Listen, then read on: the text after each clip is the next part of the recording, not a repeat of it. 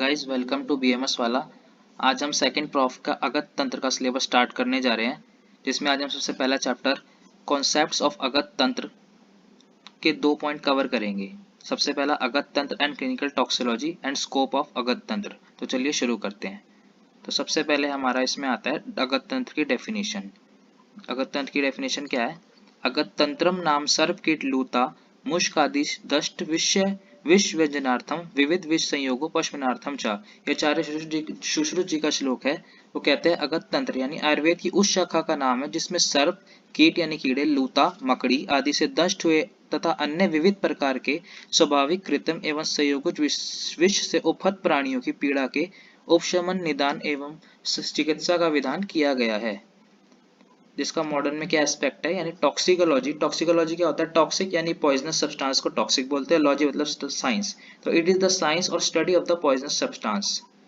जिसकी proper definition क्या है? Toxicology is the branch of medical science which deals with the poisons with reference to their source. उनके source के बारे में बताती है टॉक्सिकोलॉजी, उनके कैरेक्टर्स के बारे में बताती है, उनके प्रॉपर्टीज के बारे में बताती है, द सिम्टम्स जहां से वो प्रोड्यूस हो रहे हैं, और लीथल डोज जिस डोज में हमें वो नुकसान करेंगे, उनका नेचर, उनके रेमेडियल मेजर कि क्या हमें उन्हें मेजर्स लेने चाहिए, क्या हमें लेना चाहिए, क्या नहीं लेना चाहिए, ये सब हमें टॉक्सिकोलॉजी के अंदर बताते हैं।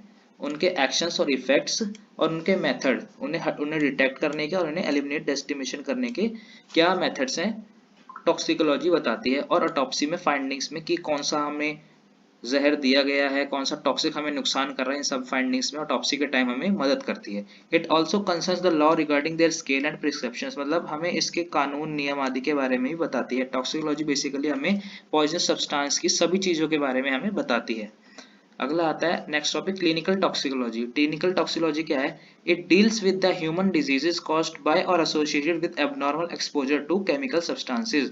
कोई भी एबनॉर्मल एक्सपोजर हो रहा है किसी भी प्रकार के केमिकल सब्सटेंसेस से, जो उससे डिजीज उत्पन्न हो रही है, वो किसके अंतर्गत आती है? क्लिनिकल टॉक्सिकोलॉजी के अंदर आती है। हमारा नेक्स्ट टॉपिक है स्कोप ऑफ अगत तंत्र। स्कोप ऑफ अगत तंत्र क्या है? सभी प्रकार के विष, उनका व्यवहार, क्रिया, नियंत्रण, उनसे संबंधित कानून, विषाक्तता से उत्पन्न व्यतिरिक्त एवं सामुदायिक समस्या सभी इसके अंतर्गत आती है। मतलब विष से रिलेटेड जो भी चीजें हैं, उसकी समस्या, उसके उसके नियंत्रण, कुछ भी चीज है, उसके किसके अंदर आती है?